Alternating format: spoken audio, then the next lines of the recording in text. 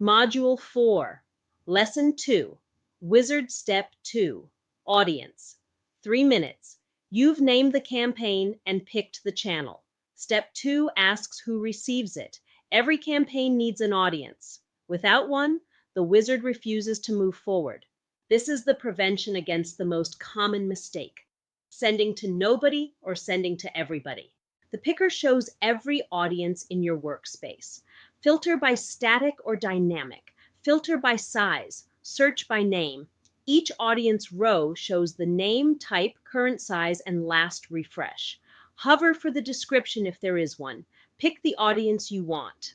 The wizard locks it into step 2 and shows the size preview at the top of the form. Size preview, the most important number in the entire wizard.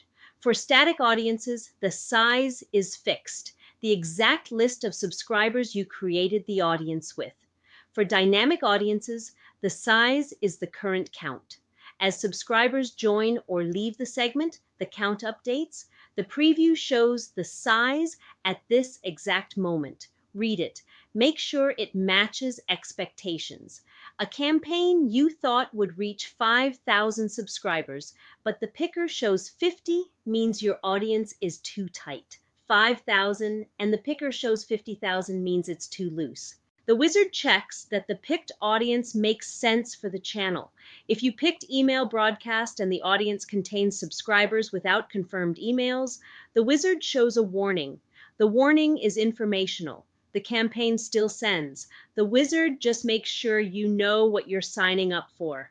If your channel is SMS and not every subscriber has a phone number, the wizard tells you how many will be skipped.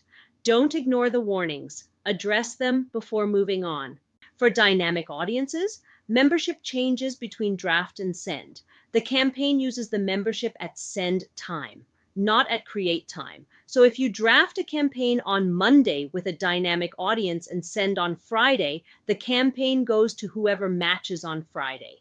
Most of the time, this is what you want, but occasionally you need exact reproducibility.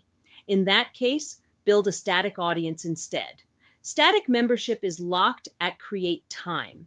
This is the most common reason teams use a mix of static and dynamic audiences. Once you're confident in the audience choice, click Next.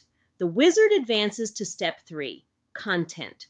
The audience you picked is now locked in for this campaign. If you back up to step 2 later, you can change it. But the size preview in step 2 is the moment to validate, not afterward. Next lesson, step 3. Pick content or use AI to draft.